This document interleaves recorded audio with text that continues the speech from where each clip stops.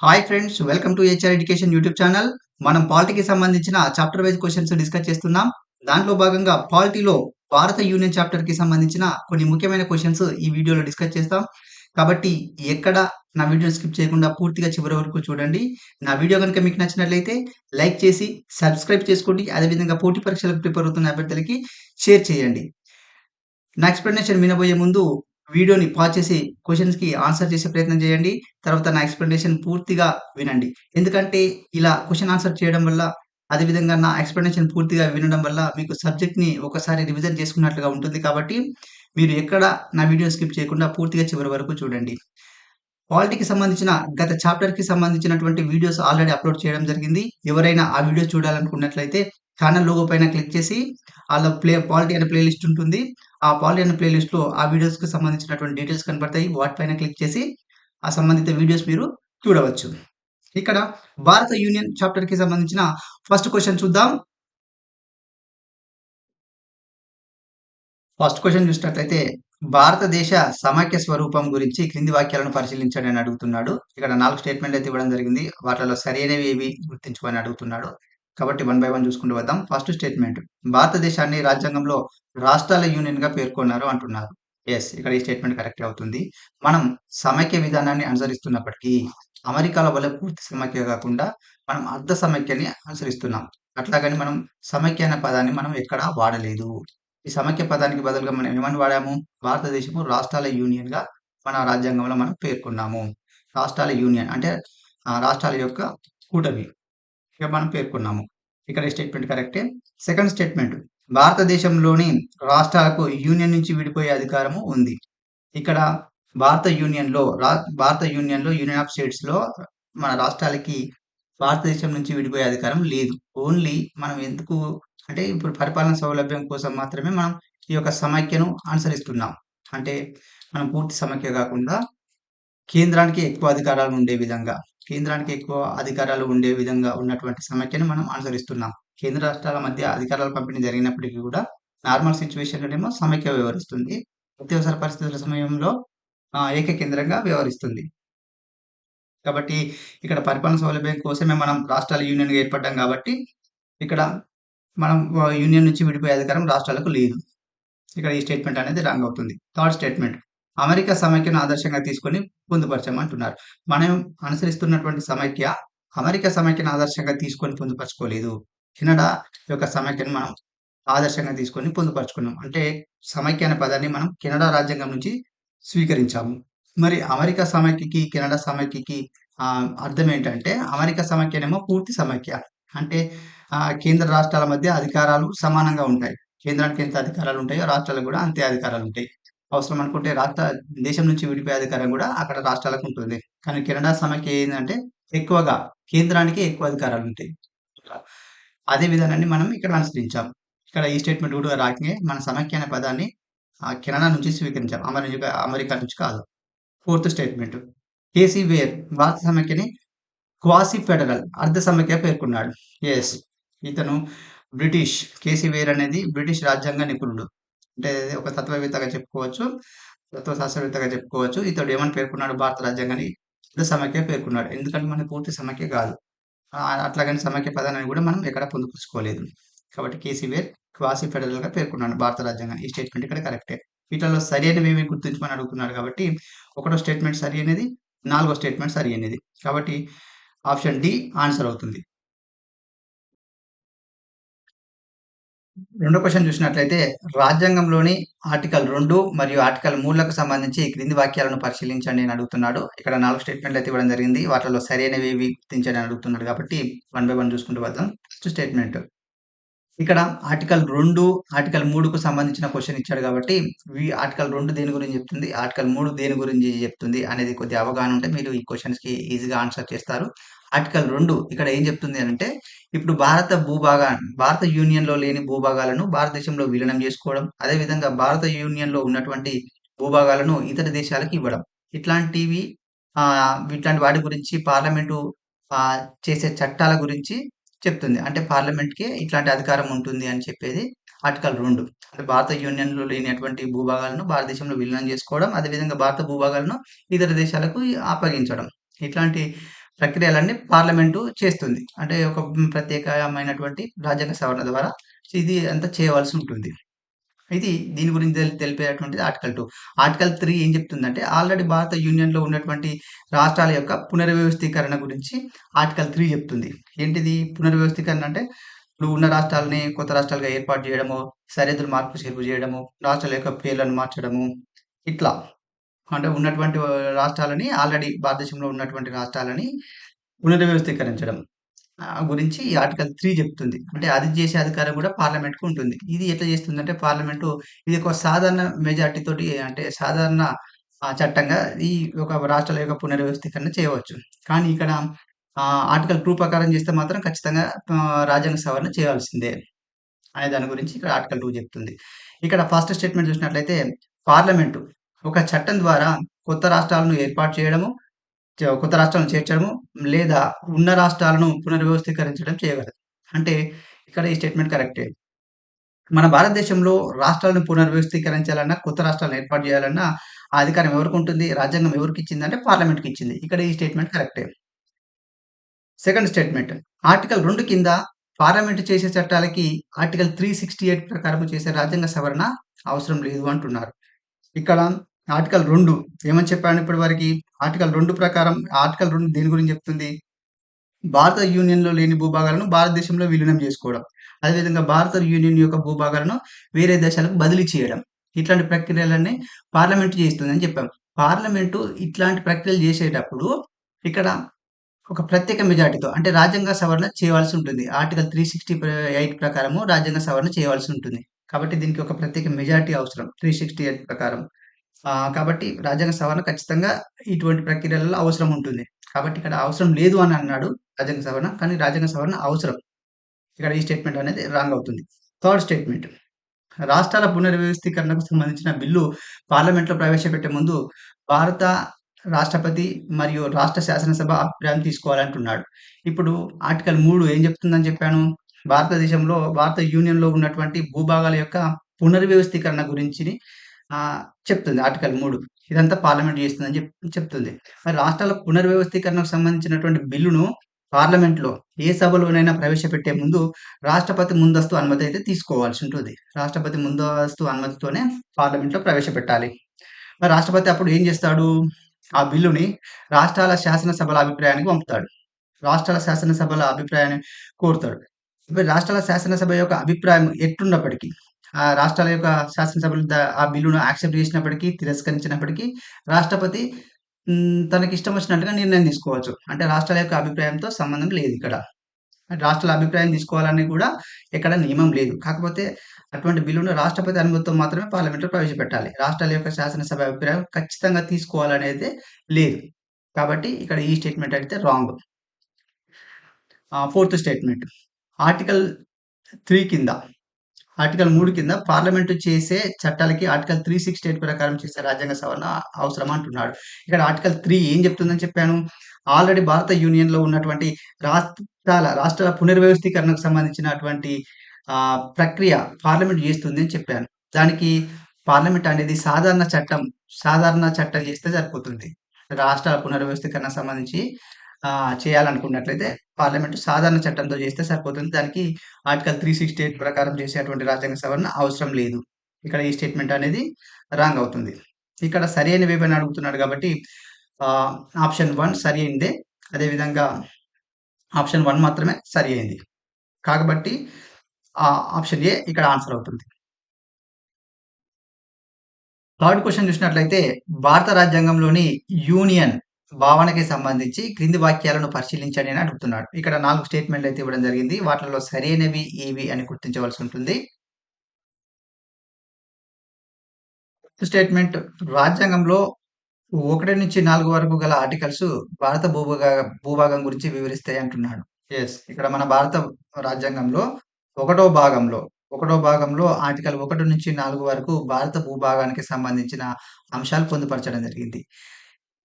ఇక్కడ ఈ స్టేట్‌మెంట్ కరెక్టే. సెకండ్ స్టేట్‌మెంట్ ఇండియన్ యూనియన్ భావన కన్నా ఇండియన్ టెరిటరీ అనే ఒక భావన విస్తృతమైనది. యెస్.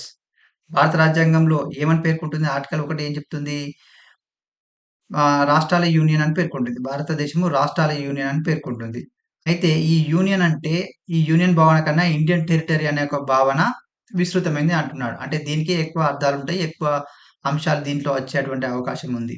ఇక్కడ యూనియన్ అంటే భారతదేశం యొక్క రాష్ట్రాలు మాత్రమే రాష్ట్రాల యొక్క వివరాలు మాత్రమే ఉంటాయి. ఇండియన్ యూనియన్‌లో రాష్ట్రాల యొక్క వివరాలు మాత్రమే ఉంటాయి. కానీ ఇండియన్ టెరిటరీలో రాష్ట్రాల వివరాలతో పాటుగా ఇతర భూభాగాలు, కేంద్రపాలిత ప్రాంతాలు ఇట్లాంటి అంశాలన్నీ ఈ ఇండియన్ టెరిటరీ కిందకు ఈ అర్థం కిందకి వస్తాయి. కాబట్టి ఇక్కడ ఇండియన్ టెరిటరీ అనే భావన విస్తృతమైంది. ఇక్కడ సెకండ్ స్టేట్మెంట్ కరెక్టే. Third statement doctor B R Ambedkar భారత సమైక్యని విచ్ఛిన్నం చెందగల రాష్ట్రాల అవిచ్ఛిన్న యూనియన్ అని పేర్కొన్నాడు. ఎస్, మనం భారత రాజ్యాంగ నిర్మాతగా పేరు పొందినటువంటి బిఆర్ అంబేద్కర్ గారు మన యొక్క భారత యూనియన్ విధానాన్ని విచ్ఛిన్నం చెందగల రాష్ట్రాల అవిచ్ఛిన్న యూనియన్ అని పేర్కొన్నాడు. ఎందుకంటే రాష్ట్రాలు భారతదేశం నుంచి విడిపోవడానికి వీల్లేదు. ఓన్లీ పరిపాలన సౌలభ్యం కోసం మాత్రమే మనం రాష్ట్రాల యూనియన్‌గా విభజన చేసుకున్నాం. మరి అమెరికా సమైక్యలో అమెరికా సమైక్యలో ఎట్లుంటుందంటే రాష్ట్రాలు దేశం నుంచి విడిపోయే అధికారము అమెరికా రాష్ట్రాలకు ఉంటుంది. అదేవిధంగా ఆ యొక్క రాష్ట్రాలు అమెరికా దేశానికి చెందినటువంటి రాష్ట్రాల యొక్క భూ సరిహద్దులు, పేర్లు మార్చాలన్నా ఆ రాష్ట్రాల శాసనసభ యొక్క ఆమోదం అవసరం. కానీ మన భారతదేశంలో రాష్ట్రాల పేర్లు మార్చాలన్నా, రాష్ట్రాలు పునర్వ్యవస్థీకరించాలన్నా రాష్ట్రాల యొక్క అనుమతి అవసరం లేదు. పార్లమెంటు కేవలం సాధారణ చట్టం చేస్తే సరిపోతుంది. ఇక్కడ అమెరికా సమైక్యకి, మన సమైక్యకు ఉన్నటువంటి డిఫరెన్స్. ఇక్కడ బిఆర్ అంబేద్కర్ గారు ఈ విధంగా పేర్కొన్నాడు. ఈ స్టేట్మెంట్ కరెక్టే. ఫోర్త్ స్టేట్మెంట్ భారత రాజ్యాంగంలో సమైక్య అనే పదాన్ని ప్రత్యక్షంగా ఎక్కడా పేర్కొనలేదు. ఎస్, మనం సమైక్య విధానాన్ని అనుసరిస్తున్నప్పటికీ కూడా మనం ఏమని పేర్కొన్నాం? ఇండియన్ యూనియన్ అని పేర్కొన్నాం. కానీ సమైక్య అంటే ఫెడరల్ అనేది మనం ఎక్కడ ఫెడరేషన్ అనేది ఎక్కడ మనం ఆ వర్డ్‌ని పేర్కొనలేదు. ఇక్కడ ఈ స్టేట్మెంట్ కూడా కరెక్టే. పై వాటిలో సరైనవి ఏవని అడుగుతున్నాడు కాబట్టి ఇక్కడ అన్ని స్టేట్మెంట్ కూడా సరైనవే. కాబట్టి ఆప్షన్ డి అన్ని సరైనవే. ఆప్షన్ డి ఆన్సర్ అవుతుంది. ఫోర్త్ క్వెషన్ చూసినట్లయితే రాష్ట్రాల పునర్వ్యవస్థీకరణ బిల్లుకు సంబంధించి క్రింది వాక్యాలను పరిశీలించండి అని అడుగుతున్నాడు. ఇక్కడ 4 స్టేట్మెంట్ అయితే ఇవ్వడం జరిగింది. వాటిలో సరైనవి ఏవి? సరైనవి గుర్తించవలసి ఉంటుంది.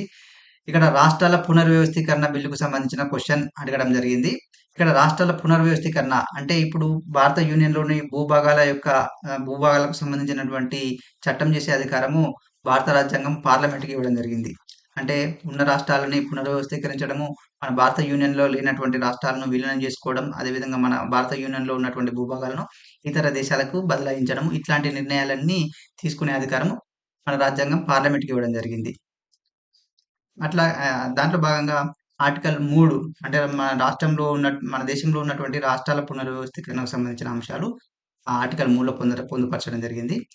ఇక్కడ ఫస్ట్ స్టేట్మెంట్ అంటే రాష్ట్రాల పునర్వ్యవస్థీకరణ బిల్లుకు సంబంధించిన క్వెషన్ కాబట్టి ఇక్కడ ఫస్ట్ స్టేట్మెంట్ రాష్ట్రపతి ముందస్తు అనుమతితో మాత్రమే ఈ బిల్లుని పార్లమెంట్‌లో ఏ సభలోనైనా ప్రవేశపెట్టవచ్చు అంటున్నాడు. ఇక్కడ రాష్ట్రాల పునర్వ్యవస్థీకరణకు సంబంధించిన బిల్లుని ముందుగా రాష్ట్రపతి అనుమతితో పార్లమెంట్‌లో ఏ సభలోనైనా ప్రవేశపెట్టవచ్చు. అంటే రాష్ట్రపతి ముందస్తు అనుమతితో మాత్రమే ప్రవేశపెట్టాలి. ఏ సభలోనైనా ప్రవేశపెట్టవచ్చు. అంటే లోక్‌సభ, రాజ్యసభ అయినా ఏ సభలోనైనా ప్రవేశపెట్టవచ్చు. ఇక్కడ ఈ స్టేట్మెంట్ అనేది కరెక్ట్ అవుతుంది. ఇక సెకండ్ స్టేట్మెంట్ రాష్ట్రపతి ఈ బిల్లుని రాష్ట్ర శాసనసభల అభిప్రాయం కోసం పంపినప్పుడు ఆ అభిప్రాయాన్ని రాష్ట్రపతి తప్పనిసరిగా అనుసరించాలి అంటున్నాడు. ఇక్కడ ఈ స్టేట్మెంట్ రాంగ్ అవుతుంది. ఎట్లా అంటే ఇప్పుడు రాష్ట్రాల పునర్వ్యవస్థీకరణ సంబంధించిన బిల్లుని రాష్ట్రపతి అనుమతితో పంపినప్పుడు రాష్ట్రపతి అప్పుడు ఏం చేస్తాడు? రాష్ట్రపతి అనుమతి కోరినప్పుడు రాష్ట్రపతి ఆ సంబంధిత బిల్లుని ఆ సంబంధిత రాష్ట్రం యొక్క అభిప్రాయానికి పంపుతాడు. అప్పుడు ఆ సంబంధిత రాష్ట్రము ఆ యొక్క బిల్లుని ఒప్పుకున్నా, తిరస్కరించినా రాష్ట్రపతి ఏం చేస్తాడు? తన ఇష్టం మేరకే తన నిర్ణయాన్ని తీసుకుంటాడు.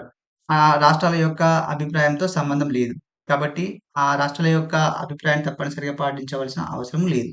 కాబట్టి ఇక్కడ ఈ స్టేట్మెంట్ అనేది రాంగ్ అవుతుంది. ఇక్కడ థర్డ్ స్టేట్మెంట్ ఉభయ సభలు ఈ బిల్లుని సాధారణ మెజార్టీతో ఆమోదించాలి అంటున్నాడు.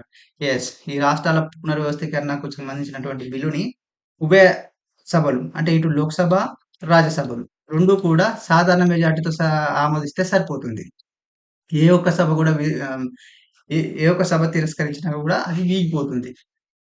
అంటే ఉభయ సభల యొక్క సంయుక్త సమావేశం ఉండదు. సాధారణ మెజార్టీతో ఆమోదించాల్సి ఉంటుంది. ఇక్కడ స్టేట్మెంట్ కరెక్టే.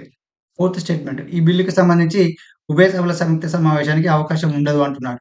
ఎస్, ఒక సభ ఆమోదించి ఇంకో సభ తిరస్కరిస్తే ఉభయ సభల సంయుక్త సమావేశానికి అవకాశం ఉండదు. ఆ బిల్లు అంతటితో వీగిపోతుంది. ఇక్కడ ఈ స్టేట్మెంట్ కూడా కరెక్టే అవుతుంది. ఇక్కడ సరి అయినవేవే అడుగుతున్నాడు కాబట్టి ఇక్కడ 1 సరి అయినదే, 3 సరి అయినదే, 4థ్ సరి అయినదే. కాబట్టి ఇక్కడ option B 1, 3, 4 option B answer అవుతుంది. ఫిఫ్త్ క్వెషన్ చూసినట్లయితే రాష్ట్రాల పునర్వ్యవస్థీకరణ బిల్లును రాష్ట్రపతి పూర్వ అనుమతితోనే పార్లమెంట్‌లో ప్రవేశపెట్టాలి అని పేర్కొనే ఈ యొక్క రాజ్యాంగ సవరణ కింది వాటిలో ఏది అంటున్నాడు. ఇక్కడ రాష్ట్రాల పునర్వ్యవస్థీకరణకు సంబంధించిన బిల్లుని రాష్ట్రపతి యొక్క ముందస్తు అనుమతితో మాత్రమే పార్లమెంట్‌లో ప్రవేశపెట్టాలి అని మనం ఇంతకుముందు క్వెషన్‌లో చెప్పుకున్నాం. మరి అది ఏ రాజ్యాంగ సవరణ ద్వారా ఈ అంశాన్ని చేర్చడం జరిగింది? అంటే మౌలిక రాజ్యాంగంలో ఈ రాష్ట్రాల యొక్క పునర్వ్యవస్థీకరణకు సంబంధించిన బిల్లును రాష్ట్రపతి అనుమతి తీసుకోవాలని మెన్షన్ చేయలేదు. కాకపోతే 1955లో 5వ రాజ్యాంగ సవరణ చట్టం ద్వారా ఈ అంశాన్నయితే చేర్చడం జరిగింది. ఇక్కడ ఆప్షన్ ఏ ఆన్సర్ అవుతుంది. సిక్స్త్ క్వెషన్ చూసినట్లయితే ఆర్టికల్ 2 మరియు ఆర్టికల్ 3 ప్రకారము పార్లమెంటు చట్టం చేసిన సందర్భంలో ఏ షెడ్యూల్ మార్పులకు లోనవుతాయి అని క్వెషన్ అడగడం జరిగింది. ఇక్కడ ఆర్టికల్ 2 అంటే భారత భూభాగాలకు సంబంధించి నిర్ణయాలు తీసుకునేటువంటి అధికారము పార్లమెంట్‌కు ఉంది అని చెప్పుకున్నాం. ఆర్టికల్ 2 అంటే విదేశీ భూభాగాల గురించి, అదేవిధంగా ఇది ఆర్టికల్ 3 ఏం చెప్తుంది అంటే మన దేశంలో ఉన్నటువంటి రాష్ట్రాల యొక్క పునర్వ్యవస్థీకరణ గురించి చెప్తుంది. ఈ సందర్భంలో మరి పార్లమెంట్ ఏదైనా చట్టం చేస్తే అప్పుడు మరి రాజ్యాంగంలో ఏ షెడ్యూల్ మార్పునకు లోనవుతాయి అంటే ఇక్కడ ఒకటో షెడ్యూల్ మార్పులకు లోనవుతుంది. అదేవిధంగా 4గో షెడ్యూల్ కూడా మార్పులకు లోనవుతుంది. ఇక్కడ ఒకటో షెడ్యూల్ ఏం చెప్తుంది మరి? అసలు ఒకటి షెడ్యూల్స్ అంటే ఏంటి? షెడ్యూల్స్ అంటే ఇప్పుడు మనకు భారత రాజ్యాంగంలో 395 ఆర్టికల్స్ ఉన్నాయి. అదేవిధంగా 22 భాగాలు ఉన్నాయి. ఏదన్నా ఆర్టికల్ కొత్తగా చేర్చాలన్నా ఈ 395 నంబర్ అయితే మారదు. వీటిలో సబ్ ఆర్టికల్స్‌గా నంబర్ ఇచ్చి చేర్చడం జరుగుతుంది. అదేవిధంగా భాగాల నంబర్ కూడా మారదు. ఒకవేళ భాగాన్ని చేర్చాలనుకున్నట్లయితే దాంట్లో గ్రూప్‌గా అంటే ఇంకో భాగంగా చేర్చడం జరుగుతుంది. మరి షెడ్యూల్ సంఖ్య ఇక్కడ పెరుగుతుంది. షెడ్యూల్స్ అంటే ఏంటి? మన భారత రాజ్యాంగం అమలుకొచ్చినప్పుడు 8 ఉండేయి. ఇప్పుడు 12 ఉండేయి. షెడ్యూల్స్ అంటే ఏంటిది? ఈ యొక్క ఆర్టికల్‌కు సంబంధించి భాగాలకు సంబంధించినటువంటి వివరణ అంటే అన్నెక్సర్ లాగా చెప్పుకోవచ్చు. వివరణ అనేది ఈ షెడ్యూల్‌లో ఉండడం జరుగుతుంది. అయితే ఈ షెడ్యూల్‌లో ఒకటో షెడ్యూల్‌లో ఏమని పేర్కొనబడి ఉంటుంది అంటే భారతదేశం యొక్క రాష్ట్రాల పేర్లు, వాటి యొక్క వివరాలు, కేంద్రపాలిత ప్రాంతాల యొక్క వివరాలు, వాటి యొక్క పేర్లు అనేది మెన్షన్ చేయబడి ఉంటాయి. అంటే వాటి యొక్క వివరణ అనేది రాష్ట్రాలు, కేంద్రపాలిత ప్రాంతాల వివరణ అనేది ఒకటో షెడ్యూల్‌లో ఉండడం జరుగుతుంది. ఇప్పుడు ఫర్ ఎగ్జాంపుల్ ఇప్పుడు రాష్ట్రాల పునర్వ్యవస్థీకరణ బిల్లులో ఏమని ఉంటుంది? ఒక రాష్ట్రం పేరు ఇప్పుడు ఒడిశా రాష్ట్రం పేరు ఒరిస్సా రాష్ట్రం పేరు ఒడిశాగా మార్చేటువంటి బిల్లు ఉందనుకోండి. ఇక్కడ రాజ్యాంగంలో ఏమని పేర్కొంటుంది? ఒరిస్సా అని ఉండేది ఇదివరకు. ఇప్పుడు ఏం చేయాలి? ఒడిషా అని పేరు మార్వాలి. అంటే ఒకటో షెడ్యూల్‌లో రాష్ట్రాల యొక్క పేర్లు ఉంటుంది కాబట్టి, ఆ పేరును మార్వాలి కాబట్టి ఆటోమేటిక్‌గా ఒకటో షెడ్యూల్ అనేది మార్పునికి గురవుతుంది. అదేవిధంగా షెడ్యూల్ 4 కూడా మార్పునకు గురవుతుంది. షెడ్యూల్ 4లో ఏమని ఉంటుందంటే, రాజ్యసభలో రాష్ట్రాల యొక్క ప్రాతినిధ్యం అనేది ఉంటుంది. ఇప్పుడు కొత్త రాష్ట్రాన్ని ఏర్పాటు చేసిర్రనుకో, ఆ రాష్ట్రం నుంచి ఎంతమంది రాజ్యసభకు ప్రాతినిధ్యం వహిస్తున్నారు? రాజ్యసభ సీట్ల ఎన్ని? అనే వివరాలనేది కూడా పొందుపరచవలసి ఉంటుంది. అది కూడా అప్‌డేట్ అవుతుంది. కాబట్టి ఇక్కడ ఈ ఆర్టికల్ 2, ఆర్టికల్ 3 ప్రకారం పార్లమెంట్ ఏదైనా చట్టం చేస్తే ఆటోమేటిక్‌గా ఒకటో షెడ్యూల్ చేంజ్ అవుతుంది. ఒకటో షెడ్యూల్ అప్‌డేట్ అవుతుంది. అదేవిధంగా 4గో షెడ్యూల్ కూడా అప్‌డేట్ చేయవలసి ఉంటుంది. ఇక్కడ సరియైనవి ఏవని అడుగుతున్నారు కాబట్టి 1, 2 మాత్రమే సరియైనవి. కాబట్టి ఆప్షన్ బి ఆన్సర్ అవుతుంది. సెవెంత్ క్వెషన్ చూసినట్లయితే బెరుబరి యూనియన్ కేస్‌కి సంబంధించి క్రింది వాక్యాలను పరిశీలించండి అని అడుగుతున్నాడు. ఇక్కడ వీటిలలో సరైనవి గుర్తించవలసి ఉంటుంది. ఇక్కడ బెరుబరి యూనియన్ కేస్ ఇది భారత భూభాగం యొక్క బదలాయింపుకు సంబంధించినటువంటి కేసు. ఈ కేసుకు సంబంధించి ఇక్కడ క్వెషన్ ఇవ్వడం జరిగింది. ఇక్కడ ఫస్ట్ స్టేట్మెంట్ బెరుబరి ప్రాంతం బదిలీకి సంబంధించి 1958లో నెహ్రూ నూన్ ఒప్పందం జరిగింది అంటున్నాడు. యెస్. ఇక్కడ ఈ స్టేట్మెంట్ కరెక్టే. అయితే మనకు స్వాతంత్రం వచ్చినప్పుడు మన భారతదేశము పాకిస్తాన్‌లుగా విడిపోయినప్పుడు సరిహద్దులు నిర్ణయించడం కోసము రాడ్‌క్లిఫ్ కమిటీని ఏర్పాటు చేయడం జరిగింది. ఈ రాడ్‌క్లిఫ్ కమిటీయే భారత్‌కి పాకిస్తాన్‌కి మధ్య సరిహద్దును నిర్ణయించింది. అయితే ఈ బెరుబరి ప్రాంతం అనేది బంగ్లాదేశ్‌కి, భారత్‌కి మధ్య సరిహద్దు ప్రాంతం. ఈ ఒక బెరుబరి ప్రాంతాన్ని ఈ రాడ్‌క్లిఫ్ కమిటీ మన భారతదేశానికి కేటాయించింది. అయితే ఇది మన భారతదేశానికి అనుకూలంగా ఉన్నటువంటి ఆ ప్రాంతాన్ని మనం పొందడం, అదేవిధంగా బంగ్లాదేశ్‌కి అనుకూలంగా ఉన్నటువంటి ప్రాంతాన్ని బంగ్లాదేశ్‌కి కేటాయించడం కోసము 1958లో అప్పుడు భారత ప్రధాని అయినటువంటి నెహ్రూ, నూన్ అంటే ఫిరోజ్ ఖాన్ నూన్ పాకిస్తాన్ ప్రధాని అయినటువంటి నూన్ మధ్య 1958లో నెహ్రూ, నూన్ ఒప్పందం జరిగింది. అయితే ఇట్టి బదలాయింపు నేపథ్యంలో ఇప్పుడున్నటువంటి రాష్ట్రపతి ఆహ్, సుప్రీంకోర్టు యొక్క సలహాను కోరడం జరిగింది. ఆర్టికల్ 143 ప్రకారం సుప్రీంకోర్టు సలహా కోరడం జరిగింది. అప్పుడు సుప్రీంకోర్టు ఏమని చెప్పింది అనంటే, ఇట్లాంటి భారత యూనియన్ భూభాగాలకు సంబంధించి బదలాయింపుకు సంబంధించి విషయాలు పార్లమెంటు నిర్ణయం చేసుకునేటప్పుడు ఆర్టికల్ 368 ప్రకారం ఖచ్చితంగా రాజ్యాంగ సవరణ చేయాల్సిందే అని ఈ యొక్క బెరుబరి యూనియన్ కేస్‌లో సుప్రీంకోర్టు పేర్కొనడం జరిగింది. ఇక్కడ నెహ్రూ నూన్ ఒప్పందం జరిగింది అంటున్నాడు. ఈ స్టేట్మెంట్ కరెక్టే. Second statement. ఈ కేసులో భారత భూభాగాన్ని విదేశీ రాజ్యాంగానికి దత్తత చేయవలసి వస్తే పార్లమెంటు సాధారణ చట్టం సరిపోతుంది అంటున్నాడు. ఇక్కడ సాధారణ చట్టం గాదు. ఇక్కడ ఖచ్చితంగా ఆర్టికల్ 368 ప్రకారం రాజ్యాంగ సవరణ చేయవలసిందే అని సుప్రీంకోర్టు పేర్కొన్నది. ఇక్కడ ఈ స్టేట్మెంట్ అనేది రాంగ్. Third statement. 1960లో 9వ రాజ్యాంగ సవరణ చట్టం ద్వారా బెరుబరు ప్రాంతాన్ని పాకిస్తాన్‌కి బదిలీ చేయడం జరిగింది. యెస్. ఏదేమైనప్పటికీ గూడా ఎన్ని కేసులు పడ్డా గూడా 1960లో 9వ రాజ్యాంగ సవరణ చేషిల్లు పార్లమెంటు. అంటే ఇప్పుడు భారత భూభాగాల విషయానికి సంబంధించి నిర్ణయాలు తీసుకునే అధికారం రాజ్యాంగం పార్లమెంట్ కల్పించడం జరిగింది. పార్లమెంట్ ఏం చేసింది? ఇది ఇతర దేశాలకు బదలాయించే సందర్భం కాబట్టి అప్పుడు ఖచ్చితంగా రాజ్యాంగ సవరణ చేయాల్సి ఉండింది. అట్లా 1960లో 9వ రాజ్యాంగ సవరణ చేసి ఈ బెరుబరి ప్రాంతాన్ని బంగ్లాదేశ్‌కి కేటాయించడం జరిగింది. ఇక్కడ ఈ స్టేట్మెంట్ కరెక్టే. ఇక్కడ సరైనవి ఏవని అడుగుతున్నాడు కాబట్టి ఇక్కడ ఫస్ట్ స్టేట్మెంట్ సరైనదే.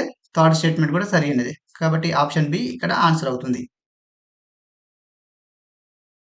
ఇక్కడ ఎయిత్ క్వెషన్ చూసినట్లయితే ఇండియన్ ఇండిపెండెన్స్ యాక్ట్ 1947 మరియు స్వదేశీ సంస్థానాల విలీనానికి సంబంధించి ఈ క్రింది వాక్యాలను పరిశీలించండి అని అడుగుతున్నాడు. ఇక్కడ ఇండియన్ ఇండిపెండెన్స్ యాక్ట్ 1947 గురించి క్వెషన్, అదేవిధంగా స్వదేశీ సంస్థానాల గురించి క్వెషన్ కాబట్టి ఇక్కడ 1947 యాక్ట్ ఏం చెప్తుంది? ఇండియన్ ఇండిపెండెన్స్ యాక్ట్ అంటే ఇప్పుడు మన భారతదేశానికి స్వాతంత్రం ఇవ్వడం కోసం స్వాతంత్రం ఏ విధంగా ఇస్తే బాగుంటుంది అని మౌంట్ బాటన్‌ని ఒక సలహా కోరడం జరిగింది. ఎవలు? Britain parliament.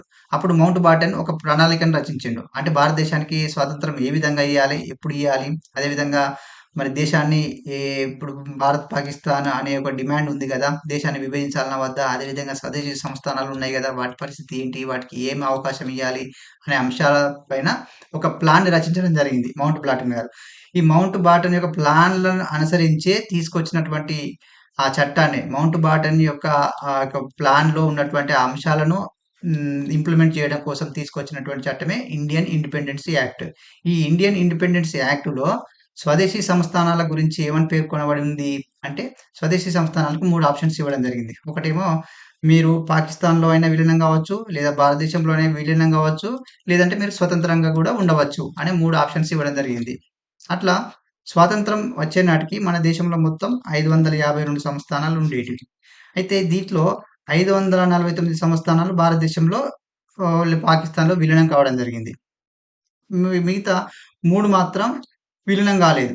మిగతా 3 మాత్రం విలీనం గాలేదు. ఆ విలీనం గానియి ఏంటంటే ఇప్పుడు జమ్మూ, కాశ్మీర్ సంస్థానం, అదేవిధంగా హైదరాబాదు, అదేవిధంగా జూనాగఢ్. ఈ 3 మాత్రం విలీనం కాలేదు. ఇవి తర్వాత కాలంలో ఇవి భారతదేశంలో విలీనం కావడం జరిగింది.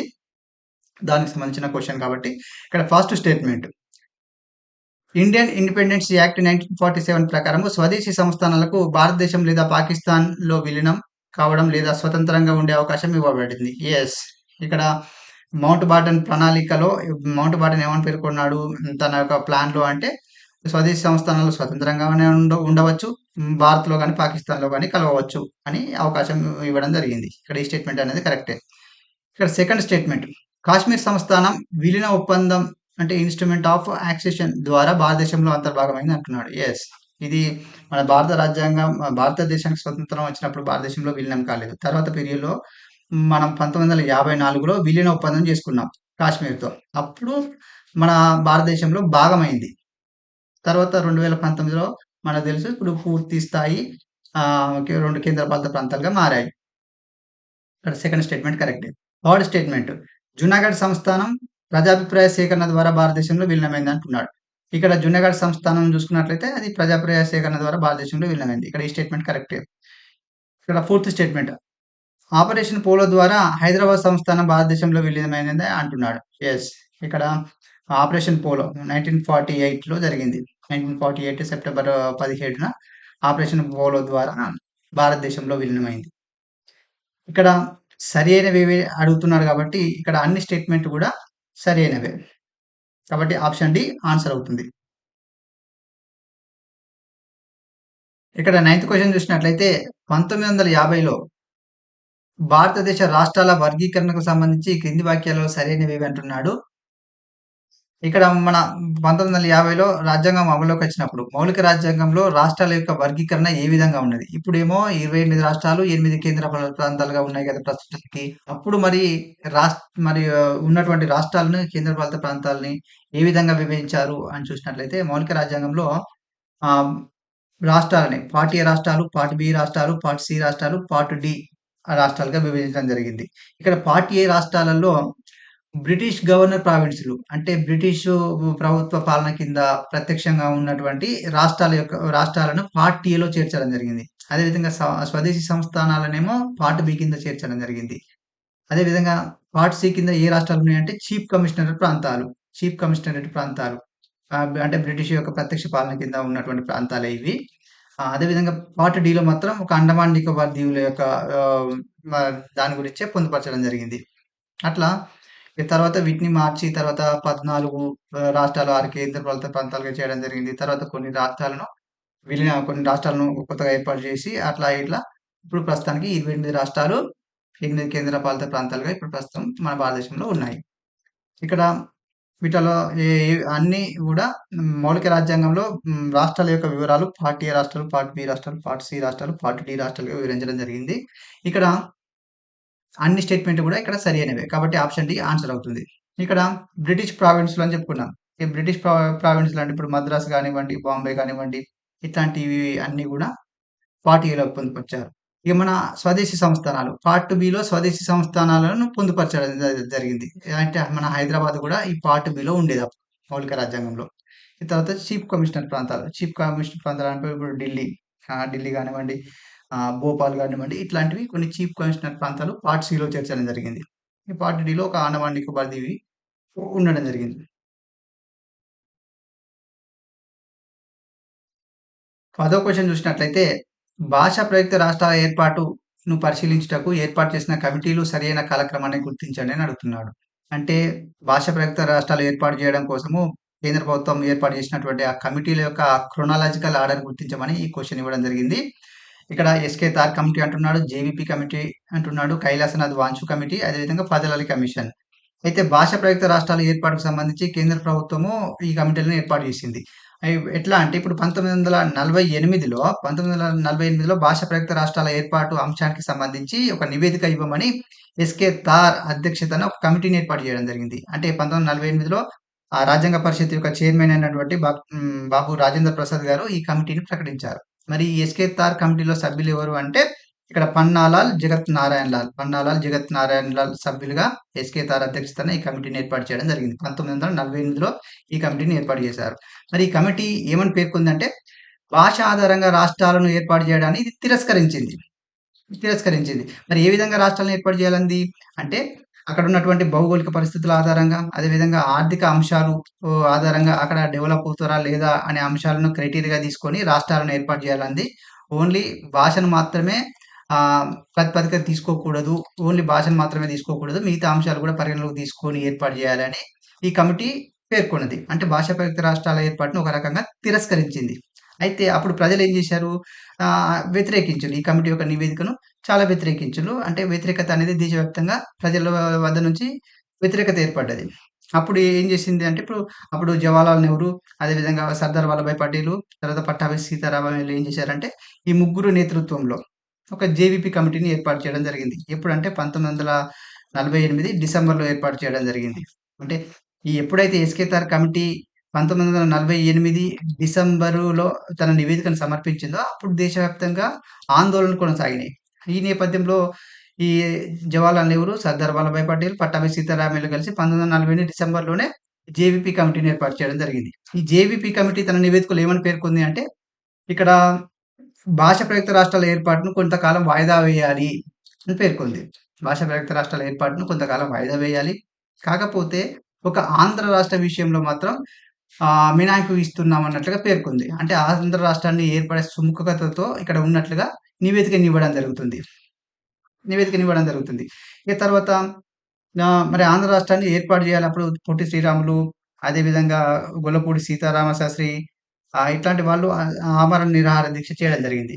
ఇట్లా వీరి యొక్క నిరాహార దీక్షతో ఆంధ్ర రాష్ట్రం అనేది అప్పుడు 1953 అక్టోబర్ 1న ఆంధ్ర రాష్ట్రం ఏర్పడింది. ఆంధ్ర రాష్ట్రం ఏర్పాటు చేయడం జరిగింది. మరి ఆంధ్ర రాష్ట్రాన్ని ఏ విధంగా ఏర్పాటు చేయాలి అనే అంటే వాటికి సంబంధించిన వివరణ ఇవ్వడం కోసము, సలహాలు ఇవ్వడం కోసము కైలాస్‌నాథ్ వాంచు కమిటీ అధ్యక్షతన కమిటీని ఏర్పాటు చేయడం జరిగింది. దీన్ని ఎప్పుడు ఏర్పాటు చేశారంటే 1953లో జేవీ కమిటీ ఇది డిసెంబర్‌లో ఏర్పడ్డది. ఇదేమో 1953 కైలాసనాథ్ వాంచు కమిటీ ఏమో 1953లో ఏర్పాటు కావడం జరిగింది. 1953 జనవరి 6న ఏర్పాటు కావడం జరిగింది. కైలాసనాథ్ వాంచు కమిటీ. అంటే ఈ యొక్క కైలాసనాథ్ వాంచు కమిటీ ఇచ్చిన నివేదిక ఆధారంగానే మద్రాసు రాష్ట్రం నుంచి ఆంధ్ర రాష్ట్రంని 1953 అక్టోబర్ 1న ఏర్పాటు చేయడం జరిగింది. ఇక్కడ ఈ ఫజల్ అలీ కమిషన్. ఫజల్ అలీ కమిషన్ ఎందుకు ఏర్పాటయిందంటే ఇప్పుడు ఆంధ్ర రాష్ట్రాన్ని ఏర్పాటు చేశారు. ఇక దీంతో దేశవ్యాప్తంగా మళ్ళీ భాష ప్రయుక్త రాష్ట్రాలను ఏర్పాటు చేయాలనే డిమాండ్ కొనసాగింది. ఇక ప్రభుత్వము ఒక నిర్ణయానికొచ్చింది. ఇక భాష ప్రయుక్త రాష్ట్రాల యొక్క విభజన అనేది ఇక పూర్తిగా శాశ్వత ప్రాతిపదికన జరగాలి. రాష్ట్రాల విభజన అనేది శాశ్వత ప్రాతిపదికగా ఉండాలి. ఇక దానికోసం ఒక నివేదిక ఇయ్యమని అప్పుడు నెహ్రూ ప్రభుత్వం ఎస్ఆర్‌సిని నియమించింది. ఎస్ఆర్‌సి అంటే స్టేట్ రీఆర్గనైజేషన్ కమిషన్‌ని నియమించింది. అంటే కమిషనే నియమించింది ఇక్కడ. కమిటీని కాదు కమిషనే నియమించింది. దాంట్లో దాని చైర్మన్ ఎవరు అనంటే ఇక్కడ ఫజల్ అలీ. చైర్మన్ ఫజల్ అలీ నేతృత్వంలో అదేవిధంగా హెచ్ఎన్ కుంజ్రు, కేఎం ఫణిక్కర్ సభ్యులుగా ఫజల్ అలీ కమిషన్ ఫజల్ అలీ చైర్మన్‌గా ఈ కమిషన్ అయితే ఏర్పాటు చేయడం జరిగింది. స్టేట్ రీఆర్గనైజేషన్ కమిషన్‌ను ఏర్పాటు చేయడం జరిగింది. ఎప్పుడు అంటే 1953 డిసెంబర్‌లో ఏర్పాటు చేయడం జరిగింది. అంటే ఇక్కడ ఆంధ్ర రాష్ట్రమేమో 1953 అక్టోబర్ 1న ఏర్పడింది. ఇక దేశవ్యాప్తంగా మొత్తం ఇగ గొడవలు ఏర్పడడంతో 1953 డిసెంబర్‌లో మాత్రం ఈ యొక్క ఫజల్ అలీ కమిషన్ ఏర్పాటు చేయడం జరిగింది. దీన్ని ఎస్ఆర్‌సి అంటారు. స్టేట్ రీఆర్గనైజేషన్ కమిషన్ అంటారు. తర్వాత ఈ యొక్క ఎస్ఆర్‌సి ఫజల్ అలీ కమిషన్ నివేదిక ఆధారంగానే తర్వాత రాష్ట్రాల యొక్క పునర్వ్యవస్థీకరణ చట్టం 1956 అమలుకొచ్చింది. దీని ప్రకారమే ఈ నూతన రాష్ట్రాలను 14 రాష్ట్రాలు అంటే ఇప్పుడు ఏబీసీడీ పార్ట్‌లుగా ఉన్నటువంటి ఆ రాష్ట్రాలను రద్దు 14 రాష్ట్రాలు, 6 కేంద్రపాలిత ప్రాంతాలుగా తొలుత ఏర్పాటు చేయడం జరిగింది. ఇక్కడ సరైన క్రోనాలజికల్ ఆర్డర్ అడుగుతున్నాడు కాబట్టి ఇక్కడ ఇదే ఆర్డర్ కొనసాగుతుంది. ఎస్కే తార్ కమిటీ 1948, జేవీపీ కమిటీ 1948 కాకపోతే డిసెంబర్‌లో ఇది. తర్వాత కైలాసనాథ్ వాంచు కమిటీ 1953లో తర్వాత ఫజల్ అలీ కమిషన్ 1953 డిసెంబర్‌లో ఏర్పాటు కావడం జరిగింది. ఇదేమో జనవరి, ఇదేమో డిసెంబర్. కాబట్టి ఇదే ఆర్డర్ కాబట్టి ఆప్షన్ ఏ ఇక్కడ ఆప్షన్ బి ఆన్సర్ అవుతుంది. 11థ్ క్వెషన్ చూసినట్లయితే 1953లో ఏర్పాటు చేసిన state reorganisation commission SRC Fazal Ali commission సభ్యులు కాని వారు ఎవరు అంటున్నాడు. ఇక్కడ మనం ఇంతకుముందు క్వెషన్‌లో చెప్పుకున్నట్టుగా ఈ ఫజల్ అలీ కమిషన్‌ని 1953 డిసెంబర్‌లో ఏర్పాటు చేయడం జరిగింది. ఎందుకు ఏర్పాటు చేశారంటే రాష్ట్రాల పునర్విభజన అనేది ఇక శాశ్వత ప్రతిపాదన ఉండాలి అనే ఉద్దేశంతో అప్పటి కేంద్ర ప్రభుత్వము ఈ ఫజల్ అలీ నేతృత్వంలో ఆహ్, స్టేట్ రీఆర్గనైజేషన్ కమిషన్‌ని ఏర్పాటు చేయడం జరిగింది. అంటే ఈ కమిషన్ తన నివేదిక ఆధారంగా ఇక తర్వాత ఆహ్, ఎప్పుడు రాష్ట్రాల పునర్వ్యవస్థీకరణ చట్టం రావడం జరిగింది 1956లో. దాని ప్రకారమే కొత్తగా 14 రాష్ట్రాలు, 6 కేంద్రపాలిత ప్రాంతాలుగా ఏర్పాటు చేయడం జరిగింది. మరి ఎస్ఆర్‌సి దీన్ని ఎస్ఆర్‌సి అంటారు. దీన్నే ఫజల్ అలీ నేతృత్వంలో ఏర్పాటు చేయబడింది కాబట్టి దీన్నే ఫజల్ అలీ కమిషన్ కూడా మనం చెప్పుకోవచ్చు. దీంట్లో ఎవరు అంటే ఫజల్ అలీ నేతృత్వంలో ఆహ్, హెచ్ఎన్ కుంజ్రు, కేఎం ఫణిక్కర్‌లు వీళ్ళు దీంట్లో సభ్యులు. హెచ్ఎన్ కుంజ్రు, కేఎం ఫణిక్కర్‌లు ఈ ఫజల్ అలీ కమిషన్‌లో సభ్యులు. ఇక్కడ పన్నాలాల్ కాదు, జగత్ నారాయణలాల్ కాదు. ఇక్కడ ఆన్సర్ ఏదైతే ఉందంటే 2, 3 ఆన్సర్ అవుతుంది. ఇక్కడ 2, 3 ఆన్సర్ అవుతుంది. మరి పన్నాలాల్, జగత్ నారాయణలాల్ ఎవరు అంటే వీళ్ళు ఎస్కే తార్ కమిషన్ ఏర్పాటు చేశారు కదా 1948లో. ఎస్కే తార్ కమిషన్‌లో సభ్యులు పన్నాలాల్, జగత్ నారాయణలాల్ సభ్యులు.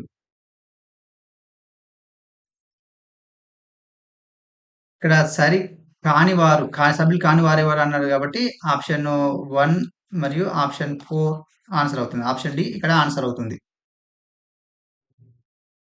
ఇక్కడ 12థ్ క్వెషన్ చూసినట్లయితే ఫజల్ అలీ కమిషన్ నివేదికలోని అంశాలు కానివి ఏవి అని అడుగుతున్నాడు. ఇక్కడ ఫజల్ అలీ కమిషన్ గురించి ఆహ్, ఫజల్ అలీ కమిషన్ నివేదిక గురించిన సంబంధించిన క్వెషన్ ఇక్కడ ఇవ్వడం జరిగింది.